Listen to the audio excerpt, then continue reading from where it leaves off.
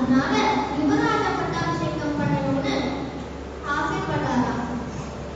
அதுக்கு வேணுங்கிற வேலையெல்லாம் ஸ்டார்ட் பண்ண சொல்லிட்டாராம். இப்போ மக்கள் கிட்ட மினிஸ்டர்ஸ் கிட்ட எல்லாம் சொல்லி அவரோட கன்ஃபரன்ஸ் தான் வாங்குறாங்க. இப்போ அவரோட 3 வைஃப்ஸ் கௌசல்யா மாதா, கைகேயி மாதா, சுமித்ரா மாதா இவங்க எல்லாரும் சொல்றாங்க. கைகேயி மாதா வந்து சம்பாசனோட வார்ல தசரதருக்கு ஹெல்ப் பண்ணாங்க. அந்த வார்ல தசரதர் வின் பண்ணிட்டாங்க. அந்த சந்தோஷத்துல தசரதர் வந்து 2 வரம் தராங்க.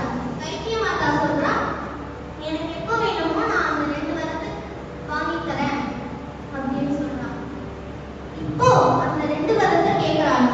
ஒண்ணு வந்து ராமஸ்ய விவாசனம், ராமர் வந்து அயோத்தியாவை விட்டு வெளியில போகணும் அப்படின்னு சொல்றாங்க. ரெண்டாவது வந்து பரதஸ்ய அபிஷேகம், பரதர் வந்து பட்டாபிஷேகம் பண்ணணும் அப்படின்னு சொல்றாங்க. தசரதர் வந்து தர்மத்துக்கு கட்டுப்பட்டவர் இல்லையா, ஆனா ராமர் வந்து தசரதரோட பிராணனா இருந்தார். ராஜாக்கள் சொல்ற வாக்கு மீற மாட்டான். தர்ம பாஷேன அப்படின்னு வால்மீகி மகர்ஷி சொல்றார். தர்மத்துக்கு கட்டுப்பட்டு மனசே இல்லாம வேற வழியே இல்லாம மகாராஜா தசரதர் ராமரை இந்த நாட்டை விட்டு 14 வருஷம் காட்டுக்கு போகணும் அப்படின்னு ஆணை பிடிக்கிறார். அதுபடியே பித்ருவாக்கு பிரதிபாலனம் அப்படின்னா அவ அப்பா சொன்னதை அப்படியே கேட்டு கிளம்புறாங்க. கைகேயி மாதா சொல்றா, சரசதாகத்துல அயோத்தியாவை விட்டு கிளம்பணும் அப்படின்னு சொல்றாங்க.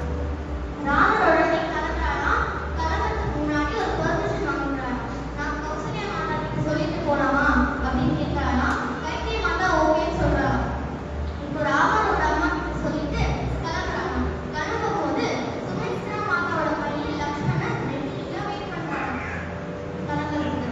அண்ணா இல்லாத இடத்துல நான் இருக்க மாட்டேன் அப்படின்னு